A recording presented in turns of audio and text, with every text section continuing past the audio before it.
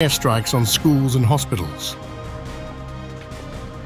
Syria ইস্যুতে মার্কিন নিরাপত্তা পরিষদের বৈঠকে ব্যাপক উত্তেজনা ছড়িয়েছে যুক্তরাষ্ট্র ও রাশিয়ার মধ্যে। পরস্পরের সঙ্গে দুই দেশের প্রতিনিধি বাকবিতণ্ডায় জড়িয়েছেন বলে জানিয়েছে বার্তা সংস্থা রয়টার্স। বৈঠকে সিরিয়ার পরিস্থিতি নিয়ে উদ্বেগ প্রকাশ করে যুক্তরাষ্ট্র। আসাদ সরকারকে সহযোগিতা করায় রাশিয়ার সমালোচনা করেন মার্কিন প্রতিনিধি। তিনি বলেন, বিদ্রোহী গোষ্ঠী তাহরির আল শামসের যুক্তরাষ্ট্র ও জাতিসংঘের সন্ত্রাসী তালিকাভুক্ত।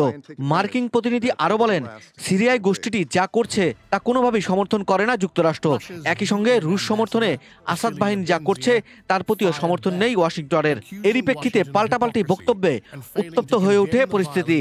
বেসামরিক নাগরিকদের উপর সন্ত্রাসী হামলার সমালোচনা করার সৎ সাহস যুক্তরাষ্ট্রের নেই বলে কটাক্ষ করেন রুশ প্রতিনিধি।